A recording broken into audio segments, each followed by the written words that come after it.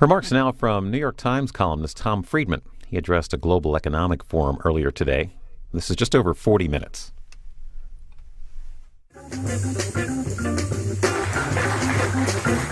Thank you. Great to be with you here this morning. What a treat to follow Ray. I'm going to try to, in 20 minutes, summarize the book you have next to you. My latest book just came out called Thank You for Being Late, An Optimist's Guide to Thriving in the Age of Accelerations. The first question people have is where from the title, Thank You for Being Late. The title actually comes from meeting people, as I did this morning in Washington, D.C. over the years. For breakfast. I don't like to waste breakfast by eating alone when I can learn from someone. And every once in a while, someone would show up 10, 15, 20 minutes late. They'd say, Tom, I'm really sorry. There's the weather, the traffic, the subway, the dog ate my homework. And one morning, I spontaneously said to one of them, Ray, thank you for being late.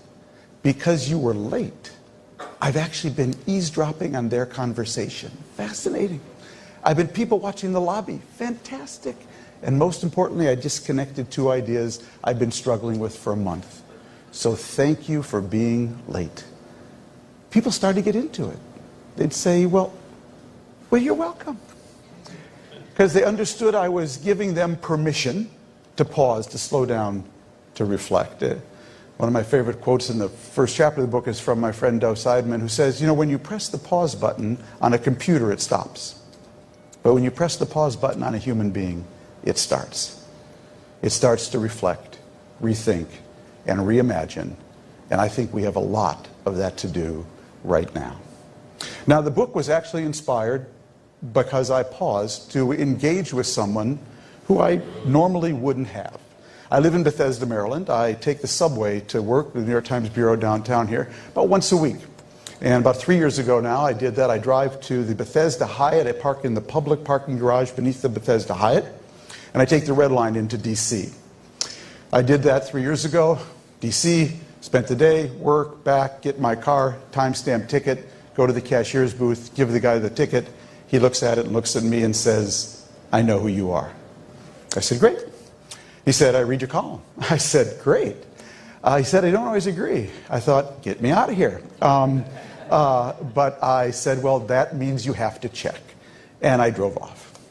A week later, took my weekly trip into D.C., back, car, timestamp ticket, cashier's booth, same guys there. This time he says, Mr. Friedman, I have my own blog. Would you read my blog? I thought, oh my God, the parking guy is now my competitor. What just happened? So I said, write it down for me, I'll look it up. So he wrote it down, odenambi.com, on a piece of receipt paper. I went home, looked at it. Turned out he was Ethiopian.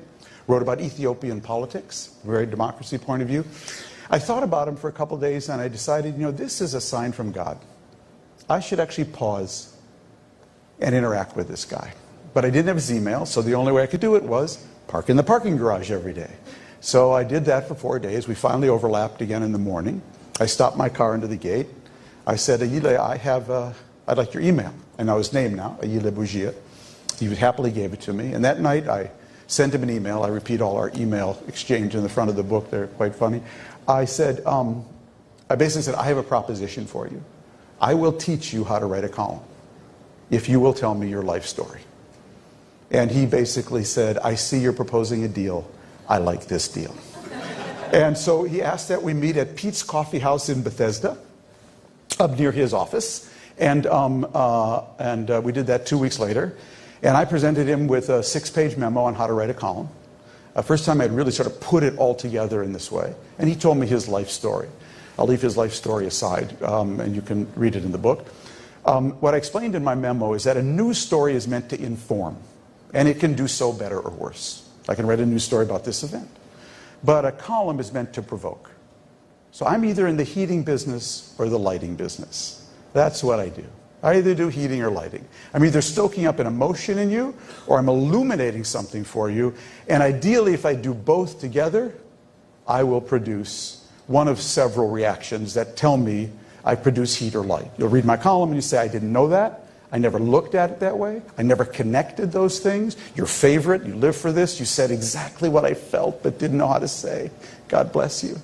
I want to kill you dead, you and all your offspring. Any of those will tell me that I produced heat or light. But to do that requires actually a chemical reaction. You have to combine three compounds. The first is, what is your value set?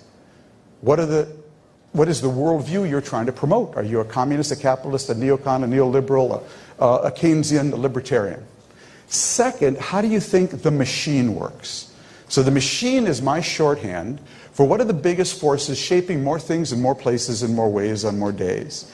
I'm always carrying around in my head a working hypothesis of how the machine works. Once I called it lexicosneology. Once I called it the world is flat. This book is about the latest iteration. Because what I'm trying to do as a columnist is take my value set and push that machine.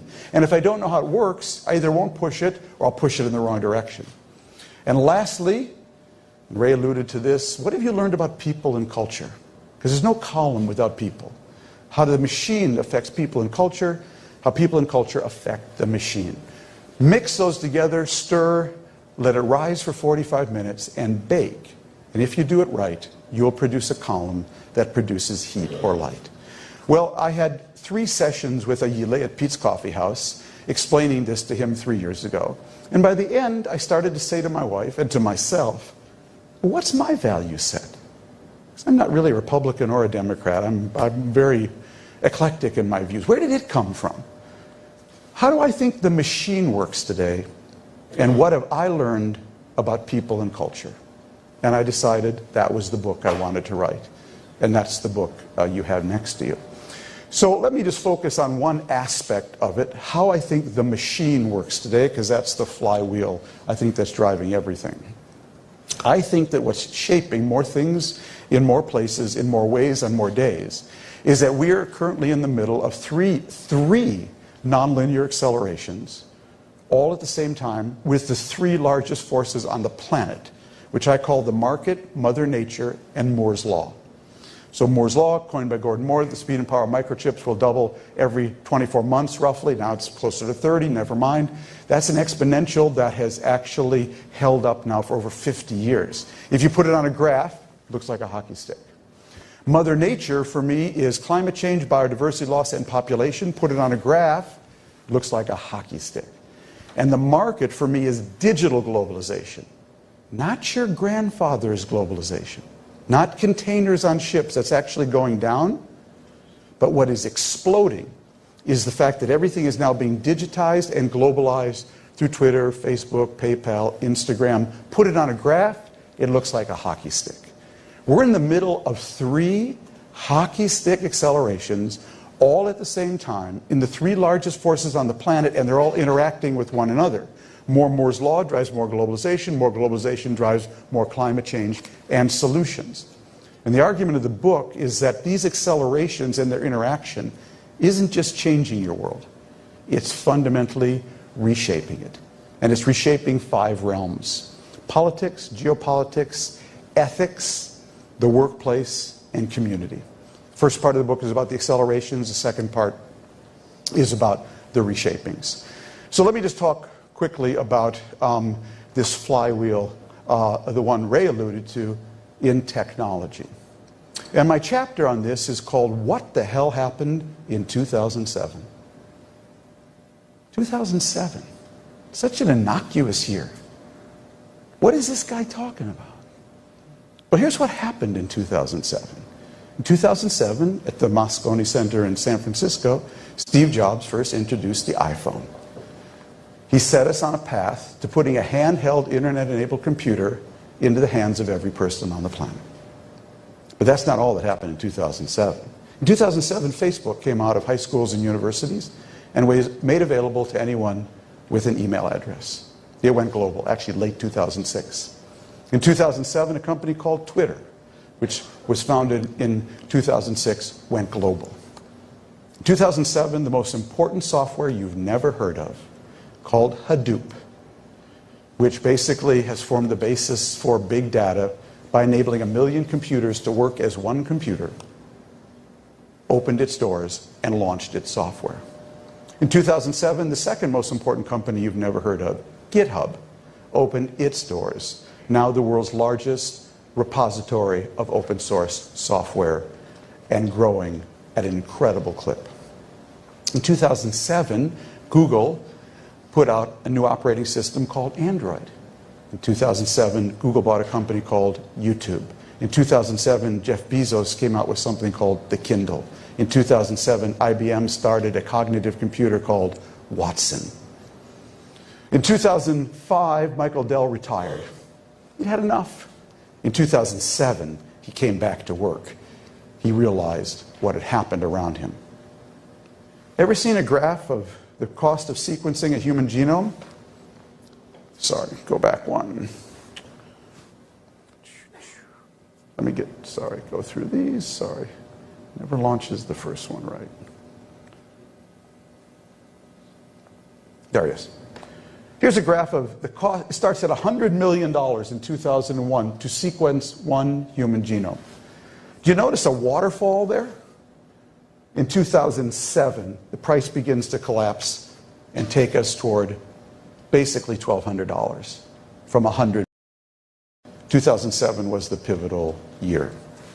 2007, the growth of solar power begins. In 2007 also, we saw the first emergence of a process called fracking.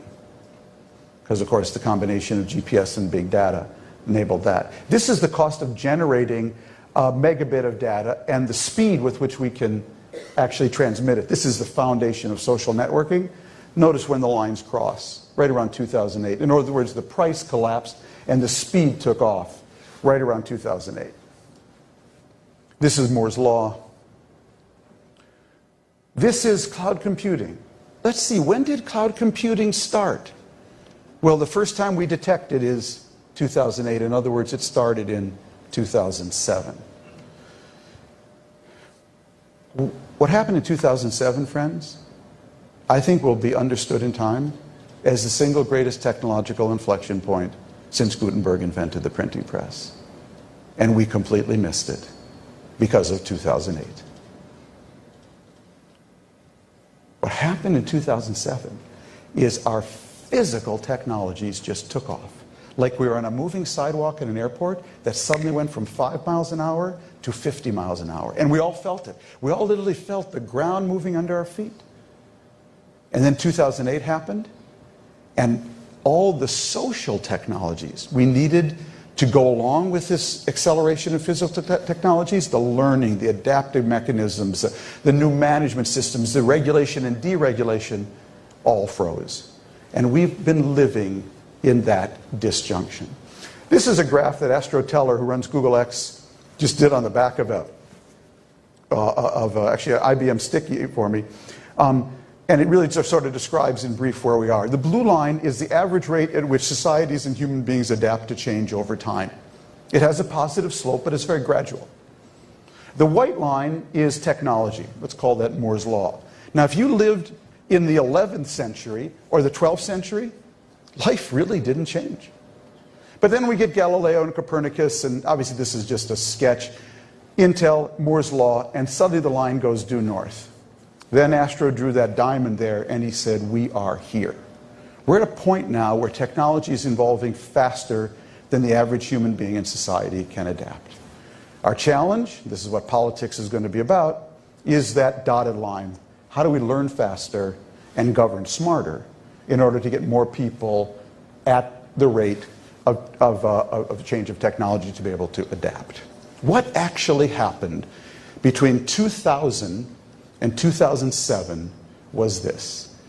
Around the year 2000, there was a massive price collapse in the price of connectivity. It had to do with the dot-com boom, bubble, and bust. We accidentally made connectivity basically free because we collapsed the price of fiber optic cable. And I came along at that point and wrote a book about it. It was called The World is Flat. Said, wow, I can now touch people who I could never touch before, and I can be touched by people who could never touch me before. What happened in 2007 was another price collapse. It was in the price of compute and storage. by being able to link all these computers together to operate as one. And what that did is make complexity free. Think about what it was to get a taxi 5 years ago and what it is today on your cell phone. With one touch, you can now page a taxi, pay the taxi, direct the taxi, and rate the taxi. All that complexity has been basically abstracted away and reduced to one touch. That is happening everywhere in the economy. We are putting grease into everything by making complexity free and making everything lighter and easier to move. Now, when you make connectivity fast, free, easy for you, and ubiquitous, and you make complexity fast, free, easy for you, and invisible, and you put them two together, you have the cloud. But I never use the term cloud in my book. Don't like that word. Because it sounds so soft, so cuddly, so fluffy. Sounds like a Joni Mitchell song. I've looked at clouds from both sides. This ain't no cloud, folks. This is a supernova. Supernova is the largest force in nature. It's the explosion of a star. Only this is an ever-accelerating supernova. And it is now the energy source driving everything. Where did you want to build your town in the Middle Ages? You wanted to build it on a river. Why? Because that river gave you power, transportation, food, and ideas. You wanted to build your town on the Amazon. Where do you want to build your town today? On Amazon.com. You want to build it on this cloud, which is now the energy source for all of these things. And what this energy source has done in a very rapid succession has changed four kinds of power. It's changed the power of one. Wow, what one person can do now to make things or break things. We have a president-elect who sits in his penthouse and on his cell phone communicates with literally billions of people at any second he feels like it. It's changed the power of machines. Machines can now think. They're basically developing all five senses. It's changing the power of ideas. Ideas now flow at a rate we've never seen before. 5 years ago, Barack Obama said marriage was between a man and a woman. Today, Barack Obama says marriage is between any two human beings who love each other, and he's following Ireland in that position. Ideas now flow and melt away at a rate we've never seen before. And lastly, it's changed the power of many. We as a collective are now a force of and in nature. In fact, we have a geophysical era being named after us, the Anthropocene. The argument of my book is that this is not just reshaping things, this is not just changing things, it's reshaping things. It's reshaping these five realms. Let me just talk briefly about two of them. My chapter on the workplace, how it's being reshaped, because I know this is central to all of you, is called How We Turn AI into IA. How do we take artificial intelligence and turn it into intelligent assistance, ANCE, intelligent assistance, ANTS, and intelligent algorithms, so more of your employees and our citizens can live on that dotted line. So my example of intelligent assistance is I profiled the Human Resources Department at AT&T. AT&T, 360,000 employees. They live next to the supernova. They feel its heat every day. Their Human Resources Department, pretty good chance what they're doing is going to come to a company near you. Here's what they do. Randall Stevenson, their CEO, begins every year with a speech radically transparent about how he sees the world, what businesses they're going to be in, and what skills AT&T employees are going to need. Then they put every AT&T employee on their own in-house LinkedIn system. And they look at it and they say, Tom, you've got 7 of the 10 skills you need to thrive here at AT&T, but you're missing 3. Then they partnered with Sebastian Thrun from Udacity to create nano degrees for all 10 of those skills. Then they came to their employees and said, we'll give you up to $8,500 a year to take the courses for the skill sets you're missing with one condition. You have to take them on your own time. Our bargain with you is if you take those courses, when these jobs open, you will get the first crack at them. We won't go outside. If you're not interested, if you've climbed up one too many telephone poles, we have a wonderful severance package for you now. But you will not be working at AT&T. Their social contract with their employees, which I think is the social contract coming to a neighborhood near you, is you can be a lifelong employee at AT&T, but only if you're a lifelong learner. And that is the new social contract. And alluding to something Ray said earlier, and the Secretary of Commerce, this is hard for people. More will now be on you. More will now be on you. And that's why self-motivation, grit, all these skills are going to be so much more important.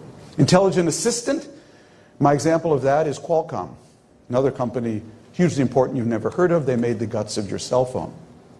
Qualcomm has a campus in San Diego. They have 64 buildings. 2 years ago, they put sensors on every building, every door, window, HVAC system, light, computer, sink, faucet. They have sensors on everything. They beam all that data up to the cloud, and they beam it down on a dashboard to their janitors, who now walk around with an intelligent assistant. Oh, they know if you left your computer on, they know if you left your door open, they know if you set the temperature too high. Swipe down gives you where the maintenance can be found and the whole repair manual. Their janitors now give tours to foreign visitors. They are maintenance technologists. With an intelligent assistant, they've been able to live above the line. Intelligent algorithm, that's the partnership between the College Board and Khan Academy. So you all look roughly my age. I'm 63. Some of you younger, some of you older. You all had college kids. You know the drill. 11th grade PSAT exam, and then the SAT. I know what you did. You went out and hired a tutor because you were not sure your kid could get into college.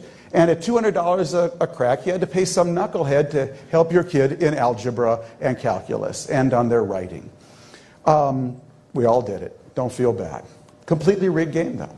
Because if you couldn't afford that $200, if you're from a disadvantaged family or neighborhood, you were completely behind the eight ball. So 2 years ago, the College Board and Sal Khan partnered to develop a program for free SAT prep. Works like this. In 11th grade, you take the PSAT exam. You get your results back. I get mine back, and the results come back, and they say, Tom, you're really good. You did good. You did good. But you have a problem with fractions and right angles.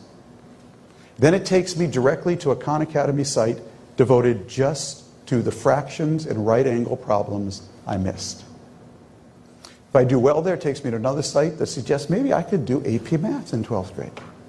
If I do well there, it takes me to another site that offers now almost 200 college scholarships. Last year, 200 million kids availed themselves of free SAT prep, of this intelligent algorithm. And this is going on in so many other ways throughout the workforce today. So that's just an example of how people are dealing with it in the workplace. Let me close and be able to take one or two questions by talking about how ethics are being reshaped by these accelerations, which I think not only is the much more important issue than you think, but in this election, we hit an ethical tipping point. So the chapter is called, Is God in Cyberspace? Comes from the best question I ever got on book tour. 1999, the Portland Theater. I'm selling Lexus in the Olive Tree. Man stands up in the balcony and says, Mr. Friedman, I have a question. Is God in cyberspace? I thought, I don't know.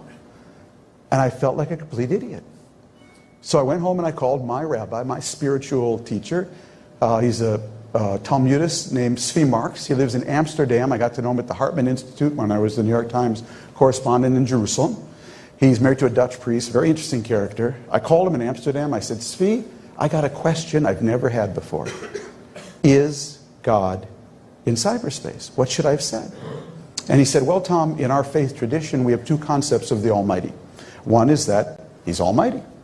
We have a biblical concept and a post-biblical concept. The biblical concept is the Almighty is Almighty. He smites evil and rewards good. And if that's your view of God, He sure isn't in cyberspace, which is full of pornography, gambling, crime, terrible talk, prevarication, and misleading fake news. But he said we have a post-biblical view of God. And the post-biblical view of God is that God manifests Himself by how we behave. So if you want God to be in cyberspace, we have to bring Him there by how we behave there.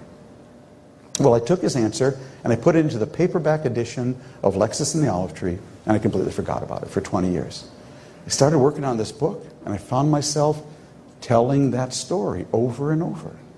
And I finally sat myself down and said, why are you retelling that story? And it quickly became obvious.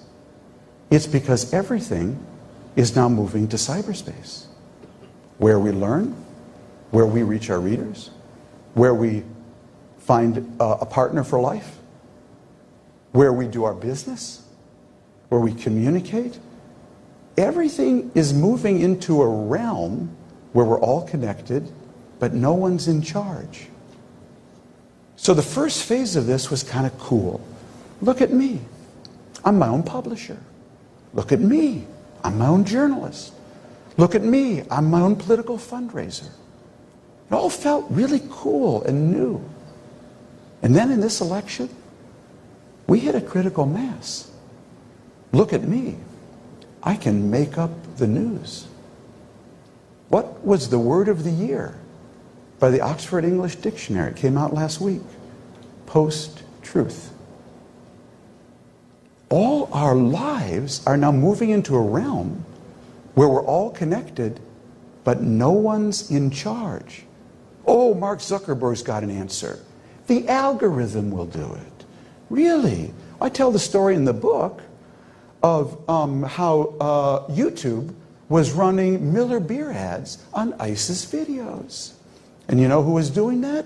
The algorithm was doing that. We are turning over to the algorithm value decisions that only belong to human beings. Zuckerberg, he wants our advertisers. He wants our readers. There's just one thing he doesn't want to pay for: our editors. He's going to let the algorithm do that. Well, we saw in this election what happens when this reaches scale. So what is this chapter about? It's about the fact we've just reached a moral intersection we have never stood at before as a human species. In 1945, we entered a world where one country could kill all of us. If it had to be one country, I'm glad it was mine. Post-Hiroshima.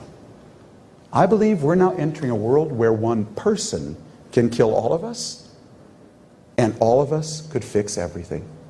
We've actually never stood at this intersection where one of us could kill all of us, and all of us, as Ray alluded to, if we put our minds to it with these amazingly amplified technologies, we could actually feed, house, clothe, and educate every person on the planet. Therefore, what? Therefore, we've actually never been more godlike as a species. And if we're going to be godlike, we better have the golden rule. And the golden rule better scale to everybody. I gave the commencement address this year at Olin College of Engineering in Needham, Massachusetts, and this was the theme of my talk. And at this point, I said to the parents in the audience, I know what you're thinking.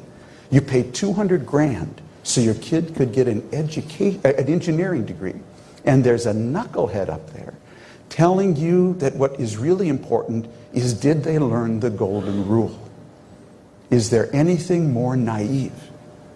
And my answer is, in the age of acceleration, naivete is the new realism. Because I'll tell you what's really naive: thinking that in a world of this much amplified power, we're going to be okay if everyone doesn't get the golden rule. Where does the golden rule come from? It comes from strong families and healthy communities. Don't know much about, I'm not an expert on strong families, but I happen to grow up in a healthy community. And the last part of the book, and that's where my values came from, is about the small town/suburb in Minnesota where I grew up in. And my argument is that it's the healthy community that's going to be the building block, political building block of the 21st century. Not the nation state, too distant and paralyzed and too slow. Not the single family, too weak, especially too many single parent. It's going to be the healthy community. So let me just conclude by saying my book has a theme song. I thought about buying it. So you would open the book, it would play this song like a Hallmark card plays Happy Birthday. The song is by one of my favorite singers, Brandi Carlile. country folk singer. The song is called I, E-Y-E. And the main refrain is, I wrapped your love around me like a chain, but I never was afraid that it would die. You can dance in a hurricane, but only if you're standing in the eye. I believe these three accelerations are like a hurricane. Donald Trump was selling a wall. I'm selling an eye. I think the eye is the healthy community that can move with the storm, draw energy from it, but provide a platform of dynamic stability within it where people can feel connected, protected, and respected. And I believe politics in the next 4 years is going to be a gigantic clash between the wall people and the eye people. Thank you very much. Thank you. Thank you. I guess I have time for 2 questions. Yeah, please.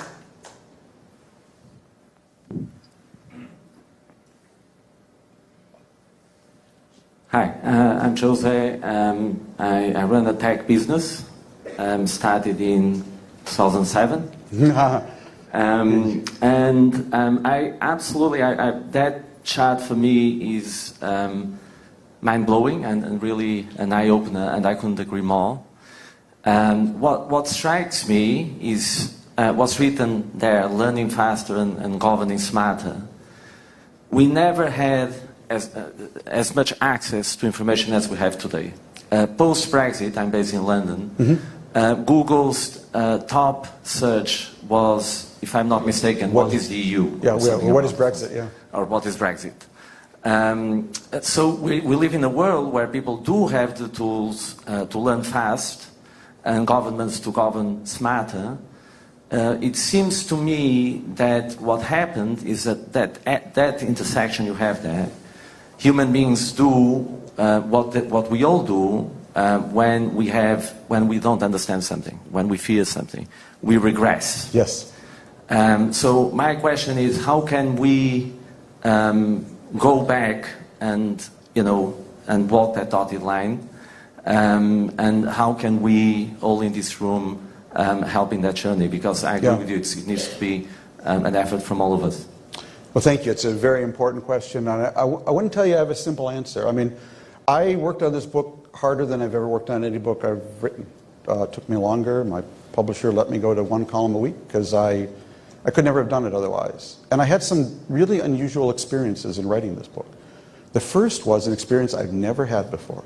I felt like I had a butterfly net, and I was chasing a butterfly, and every time I got close to write that chapter, it moved. So I had to call Brian Krzanich, the CEO of Intel, 3 times in the writing of the book to just make sure that what he told me 6 months ago still applied. Doug Cutting, the founder of Hadoop, I talked to him at least 6 times in the writing of the book. Right up till the last week, I sent him his whole chapter. Make sure it's up to date, So part of the answer is, I don't know what Donald Trump's been doing over the last few years, or what Hillary Clinton was doing for the last few years. All I know is it took me 3 years of talking to so many people. I didn't tell you about the environmental part or the globalization part, the time I spent at the Resilience Institute in Stockholm, or whatever. I had to spend 3 years trying to connect all these dots. It's really hard work because the world is a big data set for me, and this book is my algorithm, basically, to explain it. And you got to be constantly refreshing it. So it really puts such a premium on leadership that can be, I'm doing lifelong learning. I'm a columnist at the Times. My job is just like everybody else. If I'm not a lifelong learner, my readers will vote with their feet to go somewhere else. They say, I'm not getting anything out of this column. So this book was one giant effort at survival, for me. But everybody's got to do that. And then to help people navigate it. And what happened around Brexit is we saw, the anti-Brexiteers, just like Hillary Clinton, use fear, rather than explaining to people what world we're in, what the connections are, here's the upside and here's the downside. Now, again, Ray alluded to this. I profile in the book, so I grew up in a freaky suburb, a great town outside of Minneapolis, called St. Louis Park, where I lived in the same neighborhood with the Coen brothers Al Franken, Norm Ornstein, Michael Sandel, Peggy Ornstein, Alan Wiseman, we all went to the same high school and Hebrew school. It was not a neighborhood in the Upper West Side. It was a little town in Minnesota. The Coen Brothers movie, A Serious Man, is about our neighborhood. So what was going on there? So basically what happened in Minnesota was that in the 40s, all the Jews lived in the north side of Minneapolis with the African American community. It was a ghetto. And in the mid-50s, the world opens up to the Jews, and they all move in a space of 3 years to one neighborhood. The only one that didn't have redlining, St. Louis Park. That's how we all ended up there. So overnight, a suburb that was 100% Protestant Catholic Scandinavian became 20% Jewish Protestant Catholic Scandinavian. If Finland and Israel had a baby, it would be St. Louis Park, okay? And it produced this incredible explosion of sort of Jewish neuroses and Scandinavian pluralism and sort of decency. And it really launched a lot of us into the world and shaped all our interests. We're all actually communitarians in our own way, you know, because we saw politics work. And that really impacted all of us. So I have a congressman from Minnesota, and this is partly an introduction to that, who said to be, you know, growing up in Minnesota in the 50s, 60s, and 70s, if you were an average white male with average high school or college degree, in the 60s and 70s in Minnesota, you needed a plan to fail. You actually had to have a plan to fail. Because there was so much wind at our backs, so many blue-collar jobs that allowed you to have high wages for middle skills, and even white-collar jobs. My uncle, who had only a high school degree, worked at a bank. That you needed a plan to fail. All of that changes today. Today, you need a plan to succeed. And you need to update that plan every 6 months.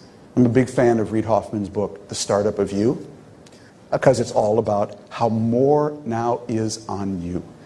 And that is the scariest thing for so many people. The government can't do it for you. You know, you got to do it yourself. And telling people that fundamental truth, well, nobody did it in this campaign. Donald Trump blamed somebody, Hillary Clinton blamed somebody, but more will be on you to be that lifelong learner and to take ownership of that responsibility. And ownership, to me, is the most important word in the English language. When a student owns their own education, when a teacher owns their classroom, when citizens feel they own their country, you get self-sustaining self-propulsion. And when they don't, when they're waiting for somebody else, you get hammered. And when the world is this fast, I'll just end with my maybe favorite quote in the book. It's from John Kelly, who ran the Watson Project. And I spent a lot of time with their team. And John said, said to me one day, you know, Tom, when you buy a new car, it always comes with a sticker on the rearview mirror that says objects in your rear view may be closer than they appear. That actually belongs on your front windshield. It's what's coming at us that is actually closer than it appears. And therefore the premium on learning and relearning, and therefore the premium on leaders, business leaders or political leaders who can navigate for us is higher and higher than ever. Last quote, second favorite quote in the book, from Vivek Murthy, our Surgeon General. Amazing guy, Indian American, married to a Chinese American, only in America. I'm interviewing Vivek and I ask him, what's the most prevalent disease in America? I said, is it cancer or heart disease or diabetes? He said, it's none of those. It's isolation. The single most prevalent disease in America is isolation. Well, think about that. We live in the most connected age. And the Surgeon General says the biggest disease crisis in this country is people feeling disconnected. They aren't connected, respected, and protected. They're disconnected, and that's what this election was all about. Thank you very much.